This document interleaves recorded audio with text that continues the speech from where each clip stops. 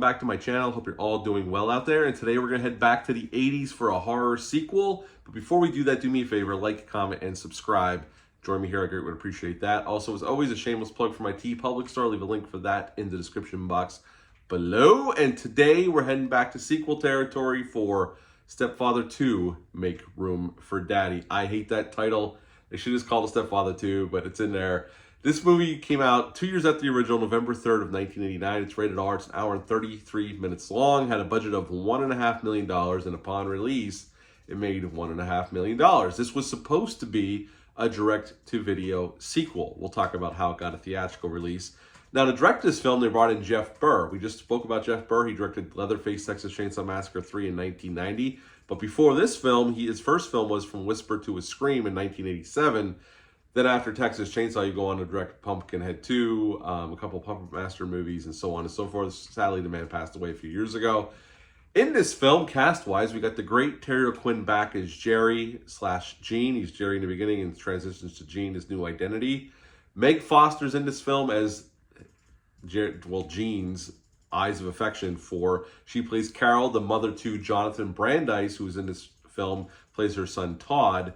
And Caroline Williams plays Maddie. She is Carol's friend, neighbor, and mailwoman of the neighborhood. This film pretty much starts off with a recap of the ending of the first film, where we see Jerry get killed because a butcher knife was buried in his heart. But he wakes up in a hospital bed with a scar over his heart, and he's very much alive, and he's institutionalized at this mental institution. He starts seeing the psychologist in this institution, and Jerry, as we know, is very capable of being a very normal, well-adjusted man. He can seem when he's not murdering his whole family. So he starts gaining the psychiatrist's trust, which lulls them into a false sense of security, which Jerry preys upon, kills the psychologist, the guard, puts the guard's clothes on and walks right out the front door, and he sets his sights on this little suburban community outside of LA, where he sets up a new identity as Gene, a family psychologist who moves right across the street from Carol. He sets his sights on Carol because he's infatuated with her and her son Todd. And we know where this goes if you're a fan of the first one. Gene gets in, convinces Carol to marry him, and on their wedding days, when everything starts falling apart and Gene tries to kill Carol and Todd saves the day by burying the forked part of the hammer into his chest, kills Gene, and that's the end of Stepfather 2. So, what's it like about this film? Well, Terry O'Quinn, the cast here is good across the board, but Terry O'Quinn is our shining star as he was in the first film. The cast in the first film was great, but he stood out above because of how great his performance is, and his performance here is really well done as well.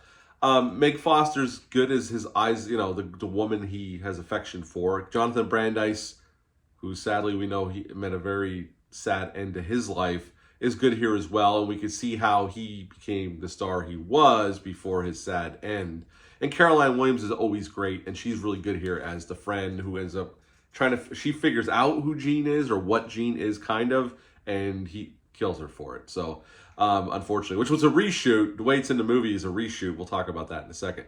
I think Jeff Burr does a good job with the directing. I don't think this is quite on the level of the first one, but Jeff Burr does a good workman-like job with the film. It looks good. There's some really cool blue lighting in spots. There's some cool shots. Jeff Burr, I liked his directing on Texas Chainsaw 3, and I think he does a decent job here as well. Is the story as interesting? No. It's a fine enough sequel, considering Jerry was dead at the end of the first one. We all know this. He got a knife buried in his chest, and he's not supernatural, so what's he doing alive? So they had to kind of retcon it a little bit to make him alive, and even the screenwriter said, he was dead. I mean, I had to kind of show you and then kind of say, well, no, it didn't hit his heart. He's alive, but he was dead. So they had to do a little retconning to bring him back. And you know what? They were made this movie because of money talks, and they thought there was a way to make some money off it. Even though it was originally supposed to be a direct-to-video sequel, it's not like they spent a ton of money on it. $1.5 million back then wasn't a fine enough budget, but it wasn't a lot of money. I mean, even Friday the 13th got more money than $1.5 million. So I think Jeff Burr does a good job with the money he has here. I just think, the bloom is off the rose a little bit because we got such a great first film where this film could never quite compare to it. And it doesn't. It doesn't reach the heights of the first film. So if you're expecting something on the same level, it doesn't reach those heights. But I think in its own right, it's a solid sequel, a solid follow-up to a really, really great original film. And, getting Terry O'Quinn to come back, even though it doesn't make sense that he's alive, I think definitely helps proceedings here, even though I think the whole cast is good. This is his show, and he definitely shows up and gives a really good performance here. The kills are fine. I mean, this isn't a slasher film per se. I mean, it is a horror film. I guess it is kind of a slasher film, but it's not, a blood and guts slasher film like some of its contemporaries of the period, like Prowler, Friday the 13th, some of those movies. It doesn't reach those heights of gore. But, I mean, there are some violent moments for sure. Of course, you have to have those moments, and they're certainly here peppered throughout.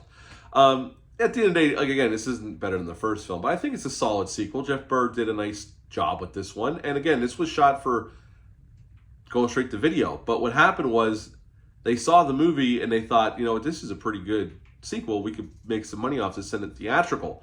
So this was made by a small, a low-budget production company.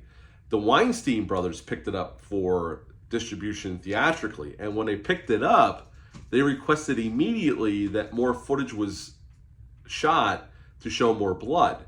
And Jeff Burr said, I'm not doing that. The movie was literally finished, Jeff Burr said. And there's a good documentary on here about the making of the film. He said it was finished. We edited it. It was scored. Everything was done. But as soon as they picked it up, they wanted blood inserts into the movie. They wanted a little bit more blood in the film. I said, no way. And pretty much they took it away from Jeff Burr. They brought in a director to shoot extra blood scenes, and then they released it theatrically. And it wasn't a huge hit, obviously, but the Weinsteins did what they always did throughout their careers. They gave the director a hard time and took the movie away from him, and they did shoot little inserts. Like Caroline Williams' death was a reshoot. That wasn't how she was originally supposed to die.